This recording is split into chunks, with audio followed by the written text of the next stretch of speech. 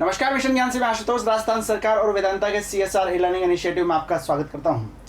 आज की क्लास से हम स्टार्ट करने वाले हैं क्लास 12 की केमिस्ट्री, जिसका पहला चैप्टर है ठोस अवस्था यानी कि सॉलिड स्टेट। कक्षा 11वीं में आपने पहले चैप्टर में रसायन विज्ञान की मूलभूत अवधारणाओं में पढ़ा था कि पदार्थ 3 प्रकार का होता है, ठोस, द्रव और गैस। ठीक है जी, यानी कि जो ठोस होगा उसके बारे में आज यहाँ पे हम पूरी जानकारी लेंगे। ठोस अवस्था क्या होती है, ठोस पदार्थ क्या होता है। जैसा कि आपको पता है कि द्रव की वह अवस्था जिसमें अवयवी कण क्या होते हैं, एक बहुत ही अंतर आणविक बल से जुड़े हुए रहते हैं, यानी कि उनके कणों के मध्य जो गैप रहेगा वो क्या रहेगा, यहाँ पे बहुत ही ज़्यादा कम रहेगा और वो क्या करेंगे, अपने ही स्थान पे क्या करेंगे, कंपन करेंगे, वो गतिशील नहीं होंगे। यानी कि ऐसा बोला जा सकता है कि द्रव की वह अवस्था जिसमें अवयवी कण प्रबल अंतर आणविक बल से जुड़े हुए रहते हैं। अब ठोस में क्या होता है कि इसके जो कण, अणु या आयन है, वो क्या होंगे, एक अंतराणविक बल से जुड़े रहेंगे, यानी कि एक ऐसे बल से जुड़े रहेंगे जिससे वो गतिशील नहीं हो पाते। ठीक है जी, यानी कि वो जो बल रहेगा उसका क्या नाम रहेगा, अंतराणविक बल, इंटरमोलिकुलर फोर्स। ठीक है जी। अब यदि मैं बात करता हूं कि यदि ये जो कण हैं वो गति करने लग जाए, यानी कि जो अंतराणविक बल है वो कमजोर पड़ जाए, तो वहां पे ठोस क्या, ठोस रहेगा क्या, नहीं, वो द्रव में बदल जाएगा। और यदि गैप ज्यादा ही हो जाता है, वो ज्यादा ही बहने लग जाते हैं, तो वो क्या होगा, वहां पे गैस के रूप में कन्वर्ट हो जाएगा। ठीक है जी, कितनी बात आती है समझ में। तो ऐसा बोला जा सकता है कि द्रव की वह अवस्था जिसमें अवयवी कण कौन कौन से हो सकते हैं, परमाणु हो सकता है, अणु हो सकता है, या फिर कोई सा भी आयन हो सकता है, प्रबल आणविक अंतराणविक आकर्षण बलों द्वारा निकटतम संकुलित होते हैं। निकटतम संकुलित होने का मतलब क्या है कि जो कण रहेंगे ना वो क्या होंगे मेरे भाई, यहाँ पे पास पास रहेंगे। ठीक है जी, यानी कि अंतराणविक आकर्षण बल के कारण ये पास पास में रहेंगे, इसलिए इसको क्या बोला जाता है, ठोस अवस्था कहा जाता है। ठीक है जी। अब यदि बात करें यहाँ पे तो सेकंड पॉइंट लिखा हुआ है कि जो कण रहेंगे ना वो क्या करेंगे, एक स्थान से दूसरे स्थान पर गति तो नहीं कर पाएंगे, लेकिन ये अपने ही स्थान पे वाइब्रेट होते रहेंगे, यानी कि ये अपने ही स्थान पे कंपन करते रहेंगे, ये गतिशील नहीं होंगे। क्या इतनी बात आती है समझ में। अब बात करते हैं ठोस पदार्थ की। ठोस पदार्थ को यदि ठोस पदार्थ के बारे में यदि जाना जाए तो ठोस पदार्थ क्या है कि ठोस पदार्थ की एक आकृति होगी और आयतन जो होगा वो दोनों क्या होंगे, इसके निश्चित होंगे, यानी कि निश्चित आकृति होनी चाहिए, निश्चित आयतन होना चाहिए। ठीक है जी, यानी कि शेप और वॉल्यूम क्या होना चाहिए, निश्चित होता है, वो क्या होंगे, यहाँ पे ठोस पदार्थ कहलाएंगे। अच्छा जी, अब सर ठोस पदार्थों को भी 2 प्रकार से वर्गीकृत किया जा सकता है। यदि हम देखें तो ठोस पदार्थों का जो वर्गीकरण है वो 2 प्रकार से है। एक तो होते हैं क्रिस्टलीय और दूसरे होते हैं अक्रिस्टलीय। ठीक है जी, यानी कि एक तो क्रिस्टलीय होंगे और दूसरे क्या होंगे, यहाँ पे अक्रिस्टलीय। अच्छा जी, जैसा कि आप यहाँ पे मेरे आपकी स्क्रीन पे देख सकते हैं कि एक यहाँ पे NaCl का स्ट्रक्चर बना हुआ है, एक यहाँ पे NaCl का स्ट्रक्चर बना हुआ है। अब यदि मैं बात करता हूँ यहाँ पे, तो आप यहाँ पे एक पैटर्न फॉलो होता हुआ दिखाई दे रहा होगा आपको कि सर पहले Na आया है, फिर Cl आया है, फिर Na आया है, फिर Cl आया है। ठीक है जी।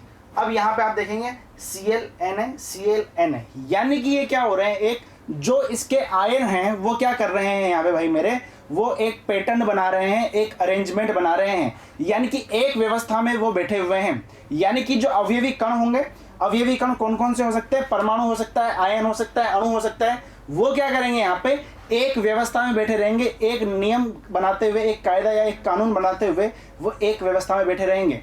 लेकिन यदि मैं इसके विपरीत बात करता हूँ अक्रिस्टलीय की, तो उसमें क्या होता है, जैसा कि आप देख सकते हैं यहाँ पे, उसमें जो कण रहेंगे ना वो क्या होंगे, ऐसे ही कहीं भी पड़े रहेंगे। ठीक है जी, यानी कहीं पर भी उसके जो अवयवी कण रहेंगे वो फैले हुए रहेंगे, यानी कि वो एक नियम को, एक कानून को वहां पे फॉलो नहीं कर रहे हैं। जब ये किसी नियम को फॉलो ही नहीं कर रहे हैं तो यहाँ पे इनका अरेंजमेंट भी नहीं होगा, यानी कि जो इनकी व्यवस्था है उनका कोई क्रम नहीं रहेगा, यानी कि ये अव्यवस्थित रहेंगे। तो पहली बात मुझे समझ में आ गई कि सर जो क्रिस्टलीय जो रहेंगे, यानी कि जो क्रिस्टलीय ठोस रहेंगे वो क्या होंगे, एक व्यवस्था में रहेंगे उनके कण। और यदि मैं बात करता हूँ अक्रिस्टलीय की, तो वो क्या होंगे, वहां पे उनके जो कण रहेंगे, अवयवी कण, वो एक अव्यवस्था में बैठे रहेंगे, यानी कि उनके अंदर व्यवस्था नहीं होगी बैठने की। कितनी बात आती है समझ में। अब यदि मैं इनको डिफ्रेंशिएट करना चाहूँ, ठीक है, इनके बीच में अंतर पता करना चाहूँ, तो आपके सामने एक सारणी दी हुई है, इसमें आप देख सकते हैं। अब एक एक पॉइंट को बिल्कुल आराम से समझना है। ठीक है जी। तो आप सबसे पहले देखते हैं यहाँ पे कि हम सबसे पहले जो अंतर करेंगे ना वो करेंगे इसकी ज्यामिति के आधार पे। ज्यामिति बोले तो ज्योमेट्री, ज्योमेट्री जो होगा वो किससे रिलेट होगा, तो आप बोलेंगे सर ज्योमेट्री शायद शेप से रिलेट हो, यानी कि उसकी आकृति से। तो ऐसा बोला जा सकता है कि सर क्रिस्टलीय पदार्थों की ज्यामिति जो रहती है वो क्या होती है, निश्चित होती है। जैसा कि आप यहाँ पे देख पा रहे हैं कि इसकी जो ज्यामिति है ना पूरी की पूरी वो एक निश्चित है, यानी कि पैटर्न जो रहेगा ना वो भी निश्चित है, यानी कि इसके कण जो रहेंगे ना वो भी क्या है, एक निश्चित पैटर्न में बंधे हुए हैं। इसे ही बोला जाता है क्या, निश्चित।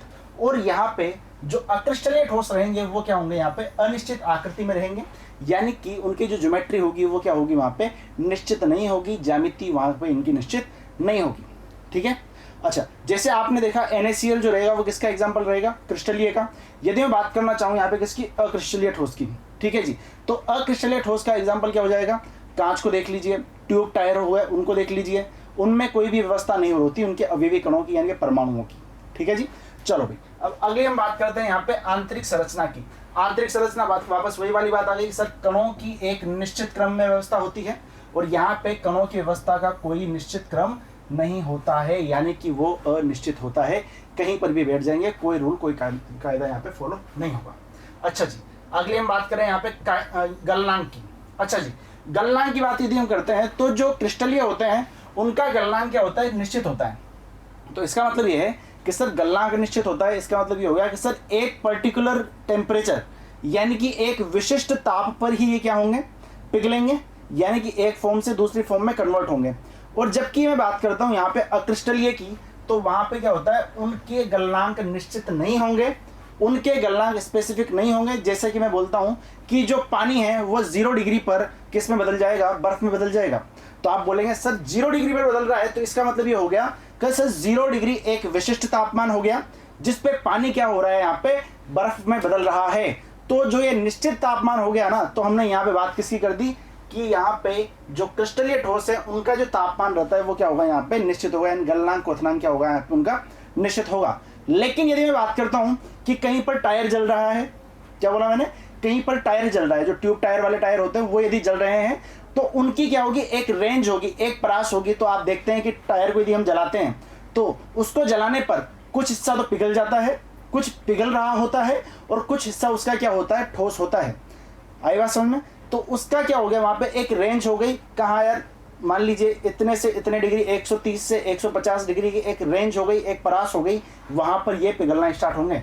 यानी कि यदि बात की जाए तो जो अक्रिस्टलीय रहेंगे इनकी तापमान का क्या रहेगा भाई मेरे, एक परास रहेगा, यानी कि इनका जो तापमान रहेगा वो विशिष्ट तापमान नहीं रहेगा, निश्चित तापमान नहीं रहेगा।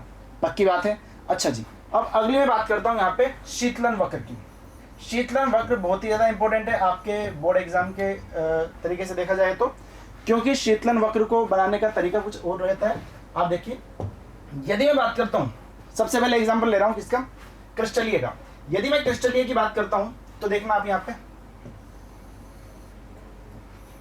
मैंने क्या लिया है, आपने वाष्प को तो आपने जाना ही होगा कि वाष्प क्या होती है। तो आप बोलेंगे सर जब पानी को गर्म किया जाता है तो वो क्या बदल जाती है, वाष्प में बदल जाती है। अच्छा जी, वाष्प में पानी कब बदलेगा, तो आप बोलेंगे सर 100 डिग्री से ऊपर टेम्परेचर कर दो, क्योंकि 100 डिग्री पे क्या होगा, यहाँ पे ये पिघलने लग जाएगा। अब मान लीजिए 130 डिग्री पर है, मान लीजिए 130 डिग्री पर कोई वाष्प है और यहाँ पे वो पॉइंट है। ठीक है जी, अब मैं क्या कर रहा हूँ कि इस वाष्प को मैं धीरे धीरे ठंडा कर रहा हूँ। तो ठंडा करने से क्या तात्पर्य है, ठंडा करने से तात्पर्य ये है कि मैं अब टेम्परेचर को क्या कर रहा हूँ, कम कर रहा हूँ। तो आप बोलेंगे सर टेम्परेचर को कम कर रहे हैं, बिल्कुल कीजिए। जैसे ही मैं टेम्परेचर को कम कर रहा हूँ तो टेम्परेचर को कम इस तरह से करूँगा। ठीक है, ये हो गया। मान लीजिए टेम्परेचर यहाँ से कितना है 120 और फिर यहाँ पे आते आते टेम्परेचर कितना हो गया, 100 डिग्री हो गया। ठीक है, अब बात यहाँ पे ये आएगी कि सर 100 डिग्री पे क्या होगा, जो वाष्प होगी ना वो क्या होगी, अब यहाँ पे पानी में बदलने लग जाएगी। यानी कि जो गैस है अब किस में बदलने लग गई, यहाँ पे द्रव में बदलने लग गई। अब क्या होगा, यहाँ पे अवस्था परिवर्तन स्टार्ट होगा। क्या होगा यहाँ पे, अवस्था परिवर्तन। अब देखना अवस्था परिवर्तन कैसे चलेगा, ऐसे सीधा। अवस्था परिवर्तन कैसे चलेगा, सीधा चलेगा। अच्छा, अब मैं यहाँ पे टेम्परेचर कितना भी कम कर दूं, जो मेरे पास में यहाँ वाष्प है ना उसका टेम्परेचर कम नहीं होगा।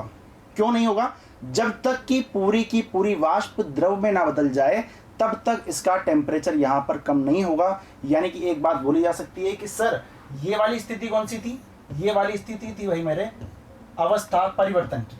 कौन सी स्थिति थी ये वाली, अवस्था परिवर्तन की। लिख देता हूँ यहाँ पे अवस्था परिवर्तन की यह स्थिति थी। अब इस स्थिति में क्या हुआ है, यहाँ पे जैसे ही मैं टेम्परेचर कम कर रहा हूं ना, तो उसका टेम्परेचर कम नहीं हो रहा है। क्यों? जब तक कि पूरा का पूरा जो गैस है, पूरी की पूरी जो वाष्प है, पानी में नहीं बदल जाती, द्रव में नहीं बदल जाती, तब तक उसका टेम्परेचर अब कम नहीं होगा। यानी कि अवस्था परिवर्तन पे जो टेम्परेचर रहता है वही मेरे क्या होता है, कांस्टेंट होता है। तो इसको यदि मैं दिखाना चाहूँ यहाँ पे तो ऐसे कर सकते हैं कि ये वाली जो स्लाइड है, ठीक है, यानी कि जो वाली रेखा है, ये क्या यहाँ पे दर्शा रही है कि यहाँ पे अवस्था परिवर्तन हो रहा है। ठीक है, अच्छा जी, अब अवस्था परिवर्तन हो गया। अब क्या होगा, अब मैं यहाँ पे टेम्परेचर को और कम करूंगा। चलो भाई टेम्परेचर को कम करते हैं। अब जैसे ही टेम्परेचर को कम किया, कितना किया, 90 किया, 80 किया, ऐसे करते जा रहा हूँ 50 तक, और ऐसे करते करते मैं कहाँ पे आ गया भाई, मेरे 0 डिग्री पे आ गया। कहाँ पे आ गया, 0 डिग्री पे आ गया। अच्छा जी, तो ये भी क्या होगा यहाँ पे, अब बदलने लग जाएगा। अब द्रव किस में बदल रहा है भाई, मेरे गैस, द्रव जो है, सॉरी अभी तो द्रव को मैं क्या कर रहा हूँ, ठंडा कर रहा हूँ। अब जैसे ही यहाँ पे बात आई है 0 डिग्री पे, तो 0 डिग्री पे क्या हो जाएगा यहाँ पे, अब 0 डिग्री पे आपको पता है कि सर 0 डिग्री पे तो क्या होता है कि जो द्रव होता है वो किस में बदल जाता है, यहाँ पे ठोस में बदलने लग जाता है, यानी कि पानी जो होता है वो बर्फ बन जाता है। तो अब जो ये द्रव है ना, वो किस में बदलेगा, यहाँ पे पानी में बदलेगा। अब मैं इसका टेम्परेचर कितना भी कम कर दूं, लेकिन जो मेरे पास में यहाँ पे जो मैटर है उसका टेम्परेचर कम नहीं होगा जब तक कि उसकी स्टेट चेंज ना हो जाए, जब तक कि उसमें अवस्था परिवर्तन ना हो जाए। तो आप यहाँ पे देखेंगे, मान लीजिए इस वाले पॉइंट पे आकर के यहाँ पे जो पूरा का पूरा द्रव है वो ठोस में बदल गया। अब मैं टेम्परेचर कम कर सकता हूँ, अब वापस से वही वक्र स्टार्ट हो जाएगा। ठीक है, यानी कि कहने का मतलब ये है, कहानी का सार ये आ गया यहाँ पे कि सर बात यदि की जाए तो कहानी का सार ये है कि सर जब अवस्था परिवर्तन होगा ना, अवस्था परिवर्तन कहाँ कहाँ हो रहा है, यहाँ पे हो रहा है, यहाँ पे हो रहा है, तब जो टेम्परेचर रहेगा, यानी कि जो टेम्परेचर रहेगा वह क्या होगा, कांस्टेंट होगा। यानी कि अवस्था परिवर्तन के समय तापमान नियत रहता है और अदरवाइज वो वहाँ पे चेंज होता रहता है। और यदि इसी प्रोसेस को मैं उल्टा कर देता हूँ, इसी प्रक्रिया को यदि मैं उल्टा करता हूँ, तब भी ये वहाँ पे वैसा ही रहेगा। यानी कि जब भी अवस्था परिवर्तन होगी तब तापमान जो रहेगा उसका वो क्या होगा भाई मेरे, नियत रहेगा, कांस्टेंट रहेगा।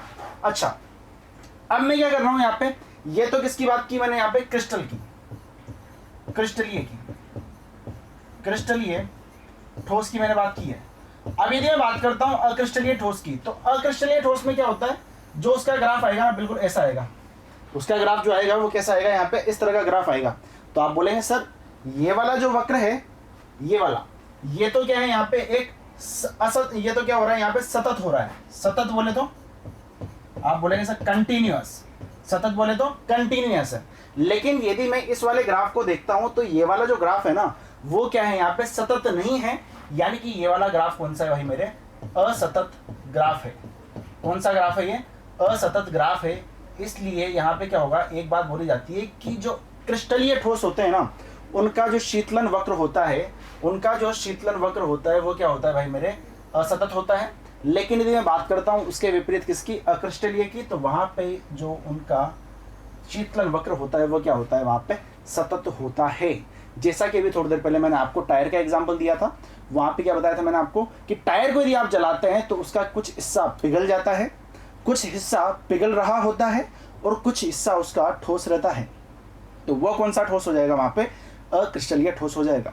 ठीक है, उसका जो शीतलन वक्र मिलेगा वो क्या मिलेगा, वहां पे बिल्कुल सतत मिलेगा, बिल्कुल कंटिन्यूअस मिलेगा।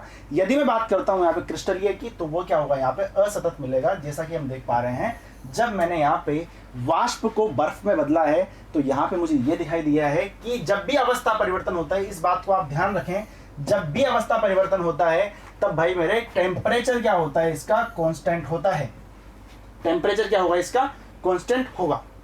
चलो जी, इतनी बात क्लियर है, पक्की बात है। यानी कि शीतलन वक्र का अब आपके सामने यदि क्वेश्चन आ जाता है कभी भी कि शीतलन वक्र को समझाइए, तो आप उसको अच्छे तरीके से पूरे के पूरे डायग्राम यहाँ पे करके समझा सकते हो और उसकी थ्योरी भी आप लिख सकते हो, जैसा मैंने बताया है। ठीक है, चलो भाई अब अगली बात करते हैं। अगली बात आती है विदलन गुण की। अब विदलन गुण क्या होता है, विदलन गुण की यदि हम बात करें तो आपके सामने लिखा हुआ है यहाँ पे कि तेज धार वाले हथियार से काटने पर एक चिकनी सपाट सतह प्राप्त होती है। अच्छा, पनीर तो सभी ने खाया ही होगा। अब यदि मैं पनीर को काटता हूं, अब यदि मैं पनीर को चाकू से काटता हूं तो आपको दिखाई देता है कि सर अब जो यहाँ पे दोनों तरह की सतह आई है ना, वो क्या है, बिल्कुल चिकनी है, बिल्कुल स्मूथ है, बिल्कुल सपाट सतह है, यानी खुरदरी नहीं है।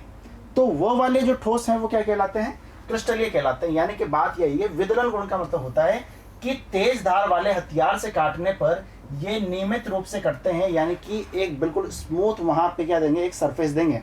लेकिन यदि मैं बात करता हूँ यहाँ पे अक्रिस्टलीय की, तो ये नियमित नहीं कटते हैं, यानी कि यहाँ पे खुरदरी सतह मुझे प्राप्त होगी, एक स्मूथ, एक चिकनी, एक सपाट सतह यहाँ पे प्राप्त नहीं होगी। क्या पक्की बात है? चलो जी, अगली हम बात करते हैं यहाँ पे किसकी, देशिकता की। किसकी बात कर रहा हूं मैं यहाँ पे, देशिकता की। अच्छा जी, देशिकता में क्रिस्टलीय और अक्रिस्टलीय ठोस दोनों अलग अलग हैं। कैसे?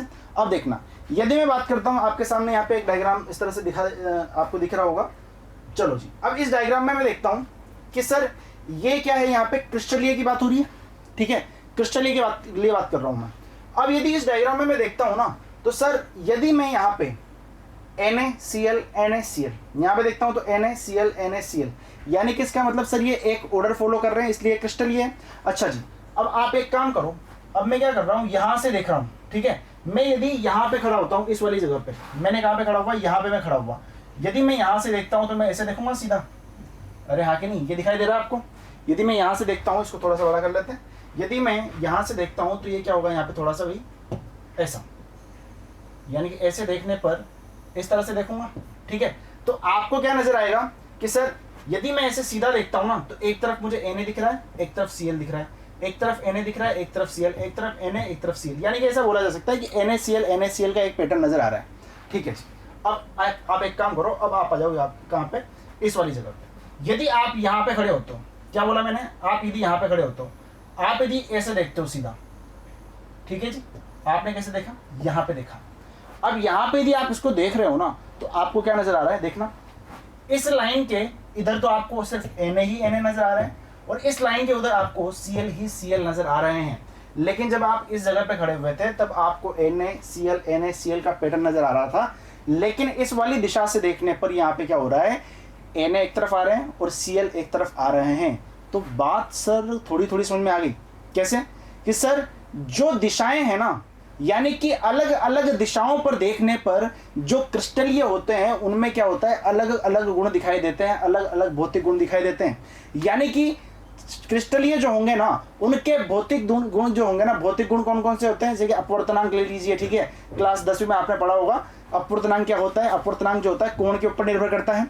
अब कोण के ऊपर निर्भर करता है, तो कोण के ऊपर निर्भर कर रहा है, तो आप देखिए यहाँ से कोण अलग है, यहाँ से कोण अलग है, तो इसका मतलब क्रिस्टलीय में क्या हो जाएगा, कोण अलग अलग है, दिशा पर निर्भर कर रहा है कि दिशा कौन सी है, तो वहां पे कोण अलग हो जाएगा, और इसलिए उसका अपवर्तनांक भी अलग हो जाएगा, क्योंकि अपवर्तनांक किस पर डिपेंड करता है, कोण पर निर्भर करता है, एंगल पर निर्भर करता है।